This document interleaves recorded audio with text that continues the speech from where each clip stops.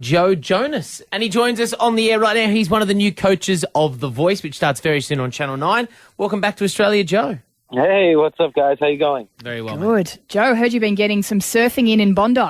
Nothing really to write home about just yet, but I am trying. You haven't struggled with one of the rips, have you, mate? Because you might make yourself into another TV show where we have to go and rescue tourists. I think I'm fine with doing a crossover episode, possibly. I will say I did pick a very intense day to go surfing. The day before was the cyclone in Fiji. So the waves were pretty big, and that was like my second time ever surfing. So hopefully, any other day I go out, it'll be a lot easier. You'll have a risk. Well, welcome to the set of The Voice. What was it like walking out there, mate? I mean, you knew about the TV show, obviously, from America, so it's a franchise over there. But were you a bit apprehensive joining this series in Australia? I really was excited to be a part of this. You know, there's so many amazing talents that are here in Australia, and when I came out, I think a couple of years ago with my band, we would find fans coming up on the street singing to us, and I was like, "This is pretty impressive. There's some good voices out here."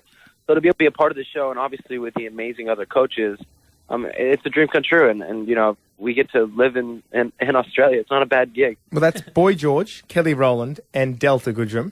Now, which of those have you found your best connection with so far, perhaps off the sets? It's pretty equal. I mean, we've all been able to really spend some good quality time. We had like a big cast dinner on the first day we got in to get to know each other.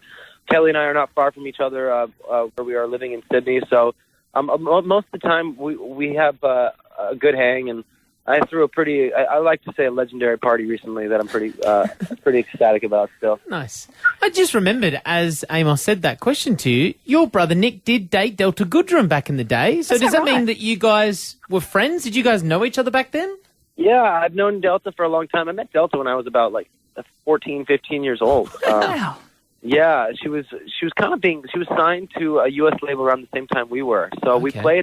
we actually played a gig together years ago. So I've known Delta for years, and we still stayed in touch. So to do this show, it actually makes it even a little bit more comfortable because you walk into it not really feeling like you don't know anyone. And although I'm aware of the way the show works, you still kind of learn as you go, and that's an exciting part of it. I mean, it's very competitive. Well, Joe, I have to say congratulations just very, very quickly before we get back onto the voice stuff for your engagement to Sophie Turner, who we know as Sansa Stark from Game of Thrones.